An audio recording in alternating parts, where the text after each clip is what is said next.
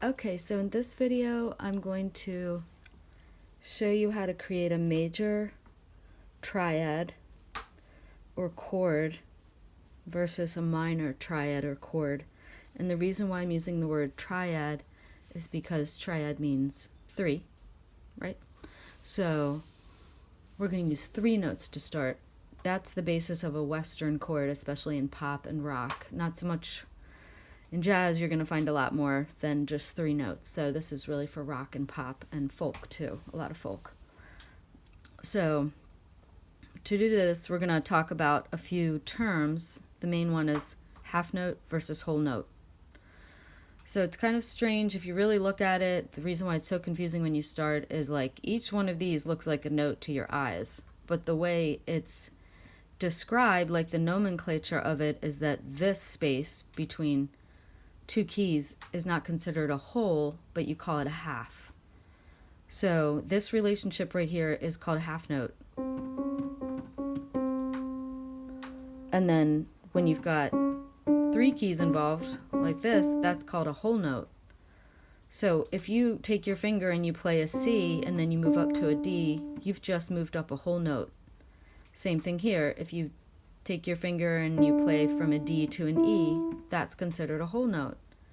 But if you play from a D to an E flat, or if you play from an E to an F, or an F to an F sharp, those are considered half notes. Super confusing and weird, right?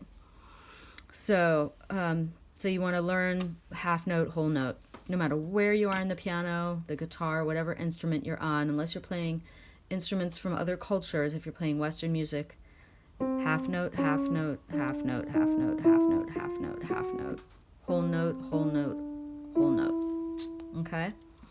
So when you're stacking a major chord, you're going to make a major third. Okay? And here's how you create a major third. You stack two whole notes on top of each other. Okay? So I went up two whole notes. So technically that's 1, 2, 3, 4, 5. 5 keys in relationship to each other, like actual keys on the piano. 1, 2, 3, 4, 5. Okay, so if you want to just be real simple and count, just be real simple and count. There's nothing wrong with that. I believe in counting and keeping it simple when you first learn. So that's a major third, okay? That's considered 1, 2, 3 notes. It's not considered 1, 2, 3, 4, 5. So in terms of how you talk about this, this is a third, and these are 3 notes. 1, 2, 3. Because the C scale is 1, 2, 3, 4, 5, 6, 7, plus the octave, okay? So this is a major third. So you want to count up 5 notes, but in your head you want to think about it as a whole note and then another whole note. So this is a major third. Now if you want to make a minor third, which would be C minor looks like this. 1, 2, 3, 4, 5, 6, 7, okay, plus the octave.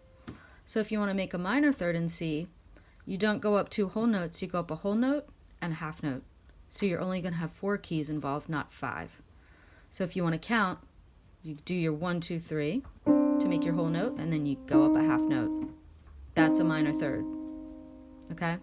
So a whole note plus a half note creates a minor third. A whole note plus another whole note makes a major third. All right, so I'll do another video with some more, major thirds in different keys.